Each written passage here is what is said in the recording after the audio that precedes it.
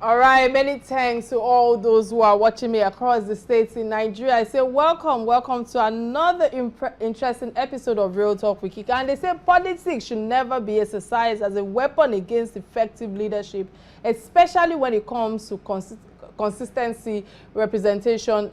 Instead of us using political division, I think it's important for us, or it's crucial to prioritize, the needs and, will I say, aspiration of the constituencies. And I feel that genuine leadership requires a focus on serving the people, fostering dialogue, and of course ensuring transparency, decision-making processes, just like my guest earlier shared on. And again, I say welcome to another interesting episode of Real Talk with Kike. I remain your convener, Kike Atanda-Owo. Yes, and I think it's important for us to quickly hear what on this day in history segment as for us. Please stay with me. I'll be right back.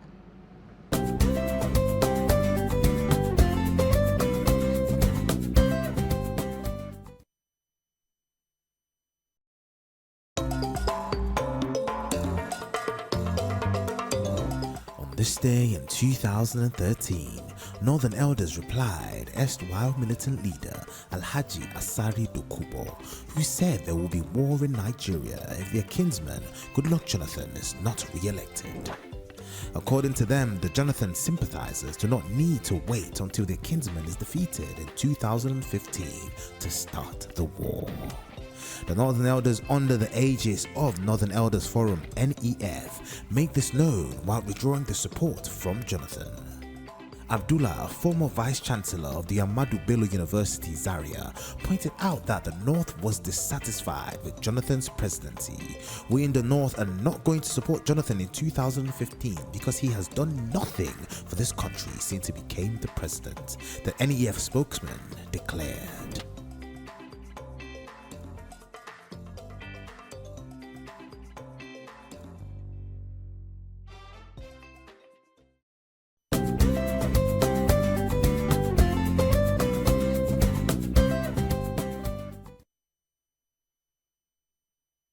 All right, many thanks for staying with me. Yes, there are quite a number of things that happens behind camera, but guys, the on this day in history segment, my take is that the exchange between the northerners, especially when it comes to the leaders or the elders, and the fact that Alhaji Asari Dokubo demonstrates the potential dangers of using divisive language to further bring political agenda to the fall is what I think was important on this day in history segment that is reminded. And the crucial thing for us as individuals or groups to express our concerns and also our disagreement through peaceful means. I must emphasize on that, through peaceful means, and of course fostering dialogue, understanding and collaboration for the betterment of the nation. And I must say that on this day in history segment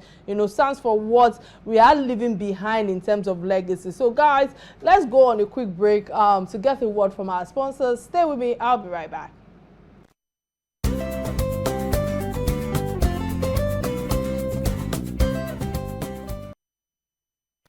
All right, many thanks for staying with me. According to an official statement signed by the party's spokesman, that's Felix Morka, the zoning arrangement effected by the NWC is as follows. Senate President from South Senator Godswin Akpabio, that's from Akwa Ibom, and of course we have the Deputy Senate President Northwest, who is Senator Jubril from Kanu. We have others, who are also the speakers of the House of Representatives from Northwest. That's Honorable Abbas, Tajuddin from Kaduna. The Deputy Speaker, Southeast, Honorable Kalu are from Abia. So in my last episode, I gave the public a neutral perspective on the choice of the Senate President as from an objective, analyzed angle, which Yetunde Bakare from Yaga Africa threw a lot of light on. However, to balance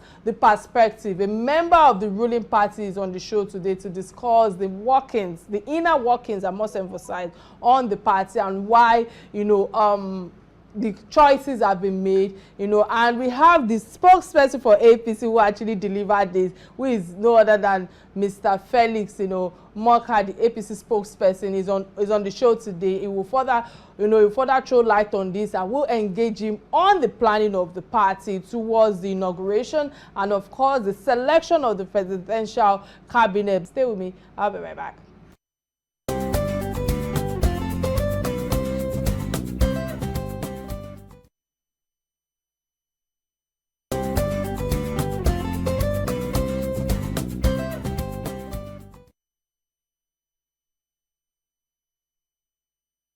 All right, welcome to the show, Mr. Felix. It's a pleasure to have you again on Real Talk with Kike platform, and I must say many thanks for obliging us, and I'm using us in quote because you know better, despite the short notice and always, trying to just hold you down by all means for you to, throw light on so many issues that affect us as Nigerians. But many thanks. How are you doing today, sir? Let's start from there.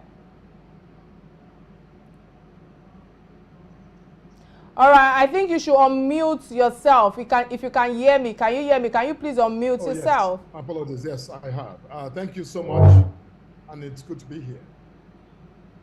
All right, if you can hear me, let me go straight to the topic at hand. Just like I mentioned earlier, that you were the one that actually delivered the message, so it's actually good for us to engage you as well.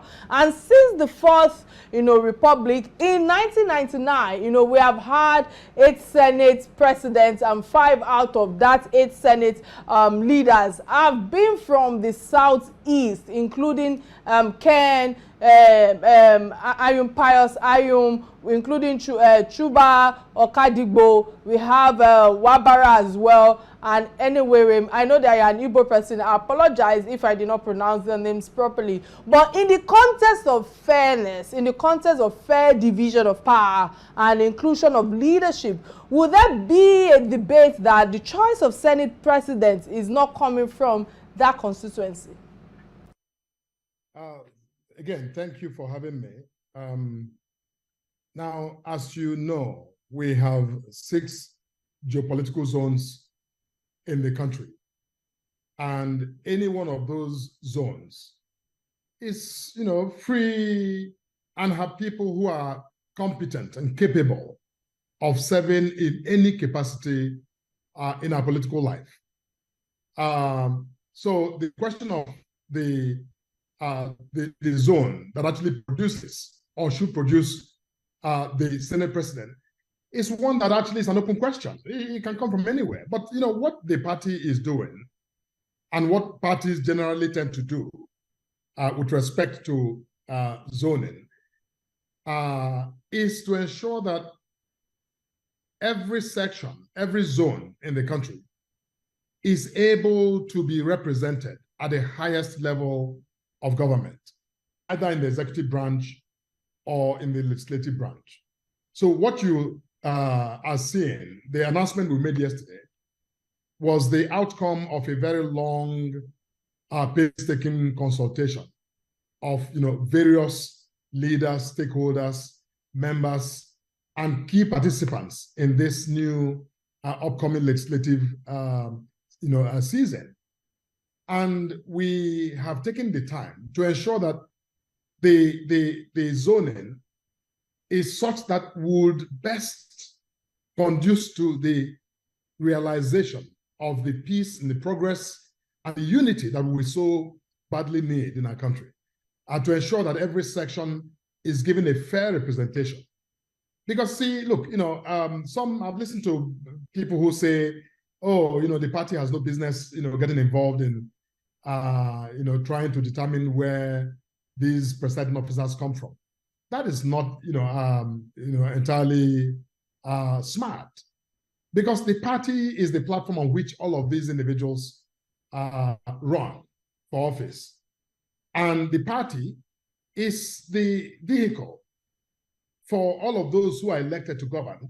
That is, we don't yet have independent candidates in this country. So the political parties are still extremely important. And because if anything goes wrong, if, for instance, you have this open-ended process where people, candidates, aspirants can vie from any section of the country, what happens if, for example, you have all of the presiding officer positions concentrated in just one zone?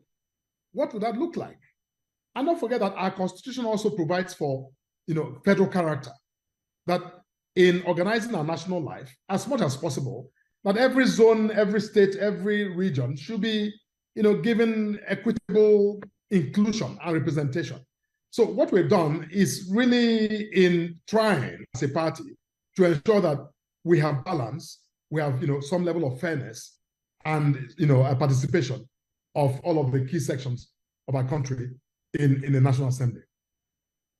For that insight right there, but listening to you, I cannot help but touch on this again, this incoming 10th National Assembly that appears as the most polarized assembly, so to speak, with an unprecedented 8 political parties, in the hallowed chambers operating over a divided nation. But with all that you've shared thus far, I want to bring in the angle of fostering the unity of the National Assembly, which is another criteria for successful leadership, however we look at it. What do you foresee with a number of political parties in the Senate, and how inclusion be achieved for parties with lesser counts in the Senate? Well, the diversity that you have in the Senate, I won't say it's polarized, but have now more diversity in our National Assembly. And it's good for our politics. It's good for our national development. We are a multi-party, democracy.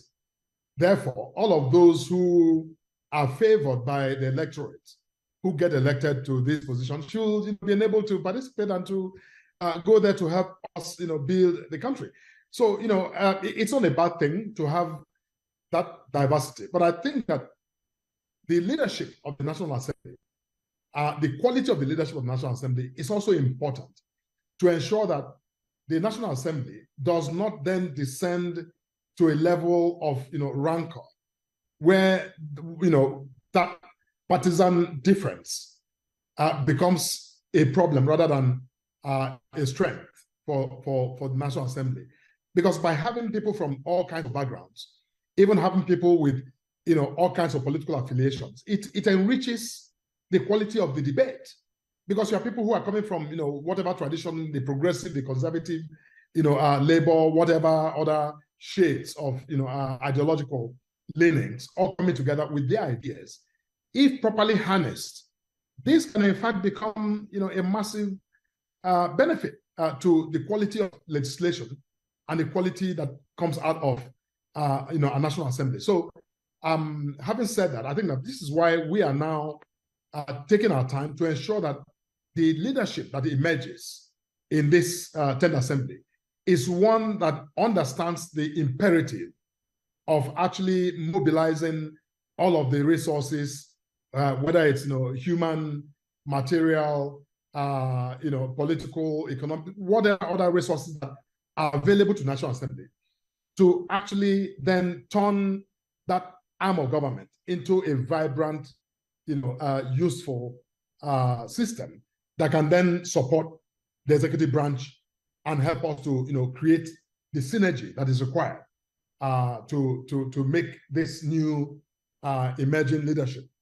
effective to the benefit of all Nigerians.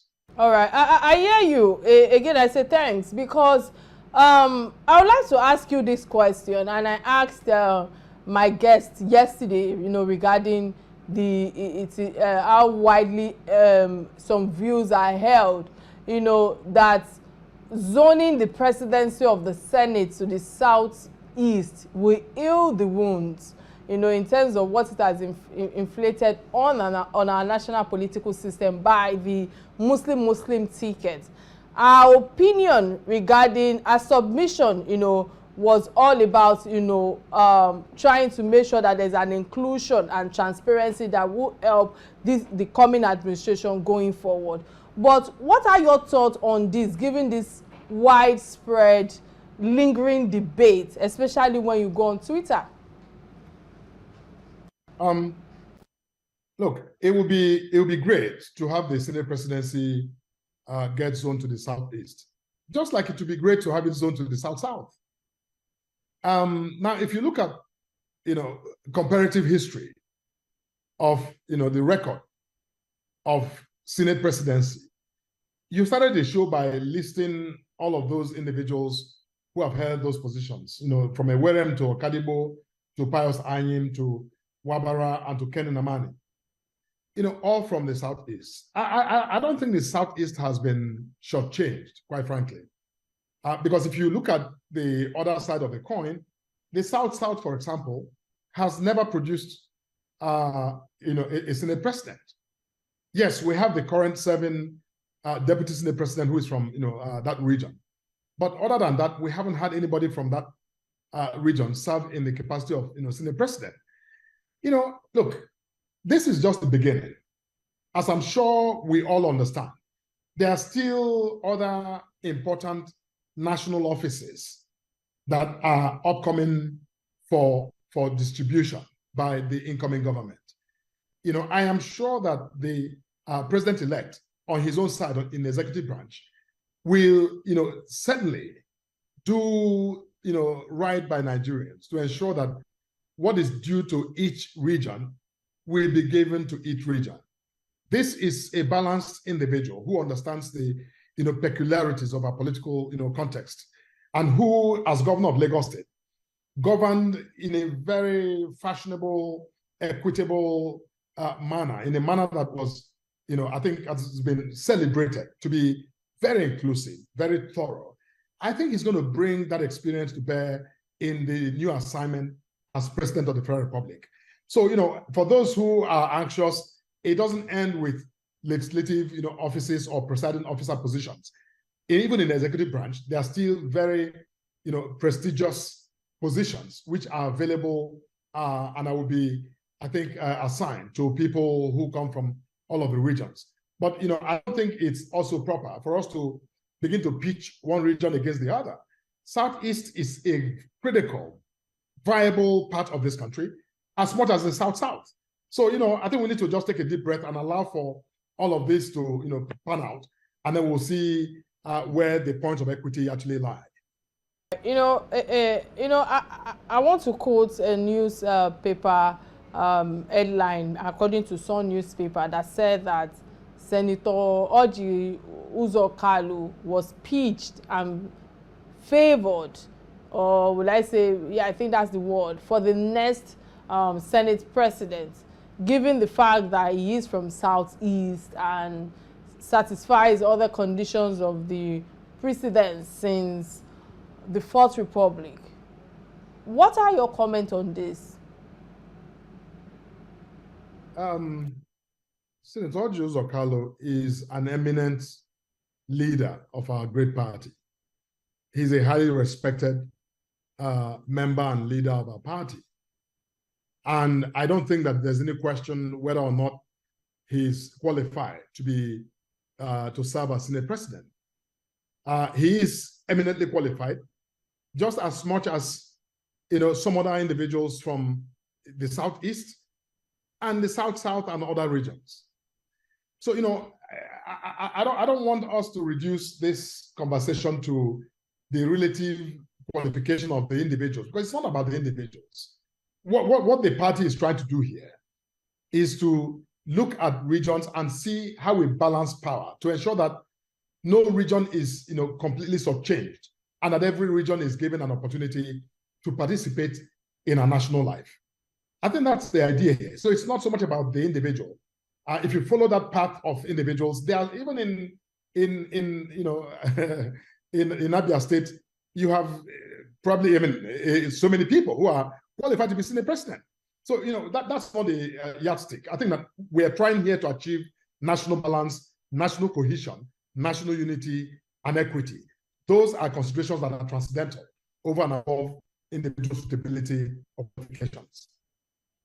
That, but let me touch on Daniel Bwala, the spokesperson for PDP. He said that the president-elect Bola Ahmed Tinubu has dropped certain names, considered for appointment because some individual expected, to get portfolios, having been that they've been displaying all sorts from the period of campaign and the likes, which in quotes is like a sense of entitlement.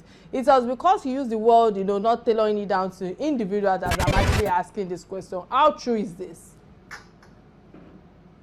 I'm not sure I understand what my dear friend Bwala is, talking about. I didn't hear him speak on that point. But look, in any dispensation, people lobby and put themselves forward to be considered for all kinds of appointments. A new administration offers new opportunities to bring in fresh ideas and fresh hands, people with who think differently, to come and help to make government work. That is normal. People jostle for positions. It's normal. If Bwala's party, the PDP, had won, they'll be doing the same thing. So I don't think this is something that anybody should be flagging as though there's something wrong with that. People who think they're competent to serve, have every right to present themselves for that. And those who are in authority, who are the deciders, also have, I think, a right or a duty to consider those they see as qualified. So all that is normal. There's nothing that is out of place here. It's normal with APC. It's normal with parties all over the world. This is the absolutely. Many thanks for that submission. We'll go on a quick break and get the message from our sponsors. Stay with me. I'll be right back.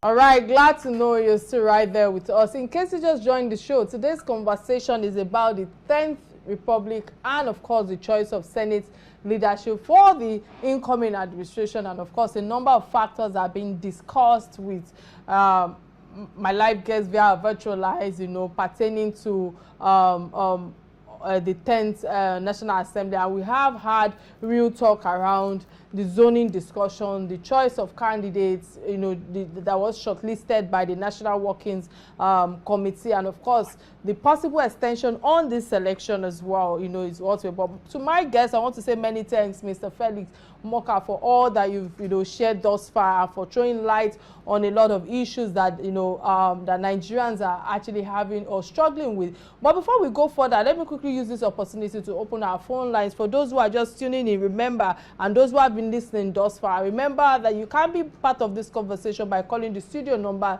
080-988-77400. I take that again, 080-988-77400, showing on your screen. And of course, we're streaming live on Facebook and YouTube, both on Real Talk with Kike and on Silverbird platform. Mr. Morka, again, with all that you've shared thus far, the president-elect said he will hit the ground running as from May 29th, talking about after his inauguration. What do you make of,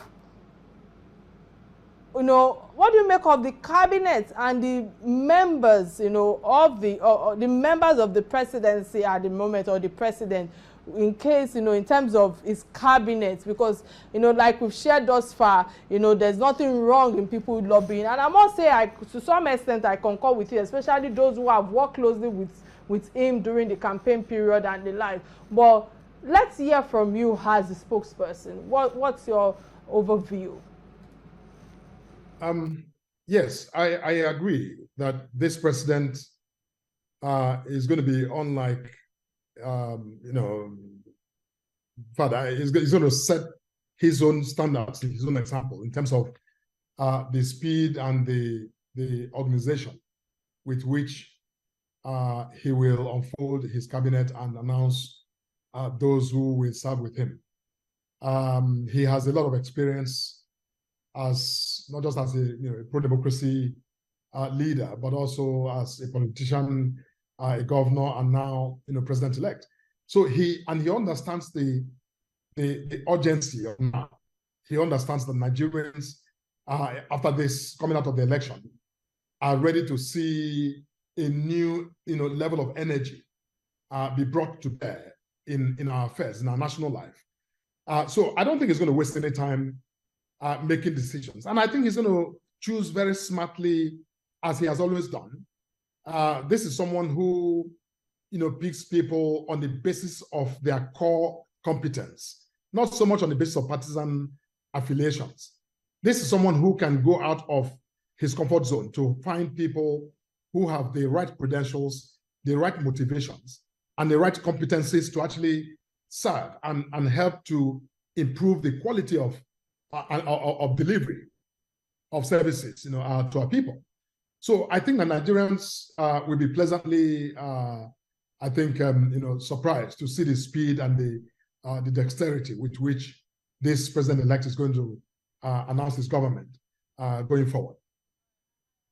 I think I concur with you on that, because the president-elect, Asiwaju Bola Ahmed Tinubu, is known for his choices that spin surprises right from the governors imposed or chosen for Lagos State, and of course up till the choice of vice president. When it comes to Shettima at the moment, he chose him during the general elections, and Nigerians have always been marveled by this in this current contest as well that we're talking on.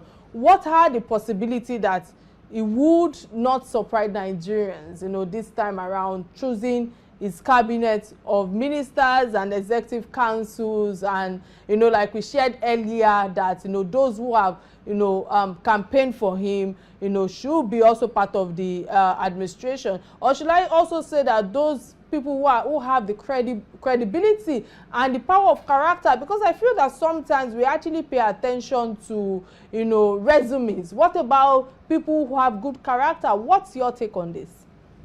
Yes, I think that you're going to see a potpourri of personalities and experts, and really forward-thinking people coming to this government. I am not going to second guess our president-elect. We are all busy working hard to ensure that the inauguration goes smoothly.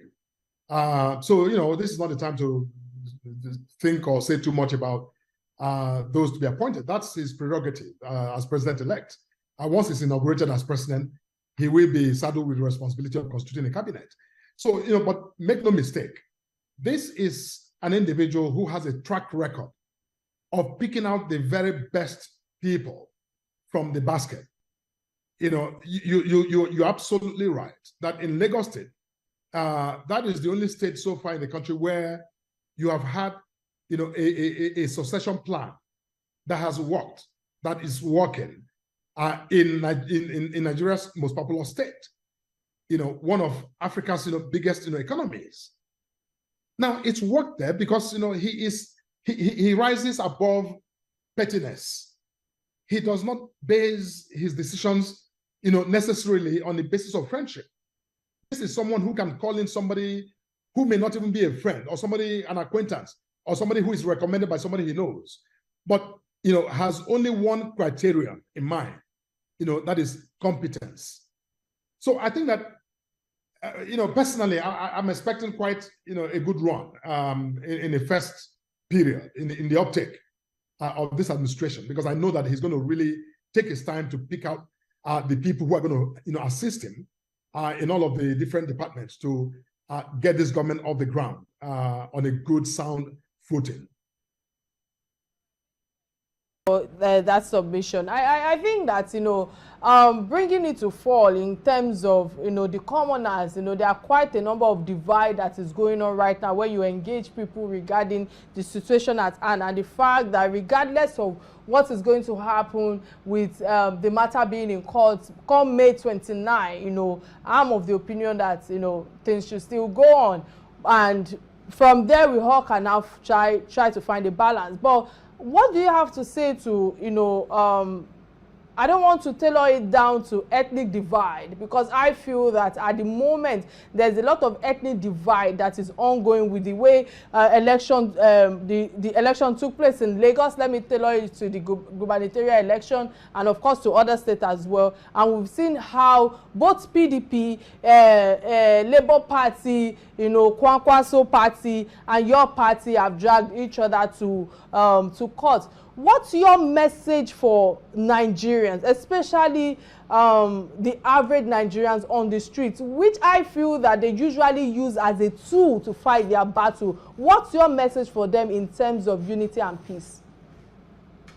Now, I think that it is important for Nigerians to understand that this is their country. This is our country. The country doesn't belong to the politicians alone. It belongs to all of us. And we must understand that as a people, government must go on, because we cannot have a situation where, we don't have government. We've moved away from that age. We are in the jet age today. And in this world, governments must function. Now, government, in fact, the reason for government is actually to promote the welfare of the people. That's supposed to be the essence of government. That's what our constitution says. And I think that the divisions you mentioned, whether it's ethnicity, religions, these things are superficial. I don't think the average Nigerian cares about what religion the other person, belongs to, or what tribe or ethnic group they come from. They really don't care. Unfortunately, we politicize difference. So the politics of difference is the problem, not the difference necessarily. Because, we all have lived in this country together, and even people who are out from outside the country, our neighboring countries, we manage relationships with them. So that's not the problem. So I think that our political leaders need to really begin to rethink their manipulations of difference for political advantage. And I'm speaking generally, to all of us in this country, to realize that the situation of the ordinary person will never be helped by unnecessarily manipulating difference, ethnic, religious difference for political advantage. It will never inure to the benefit of our people. Rather, we should build on the strength we have. And I think that that's what this president we have elected has the capacity to do, and which is what exactly he's going to be doing once he's inaugurated, to really begin to govern, as a Nigerian, a leader who transcends tribe and religion. That's what it stands for. And that's exactly what he's going to do. His example, I believe, will inspire other levels of leadership to follow in that tradition. Thanks again, Mr. Felix Morka, for all your submission thus far, for throwing light on the issues that are. It's been an interesting time with you on Real Talk with Kike. But before I let you go, there's the last episode of this of the show that is called Trending Stories. These are stories that affect you and I as Nigerians.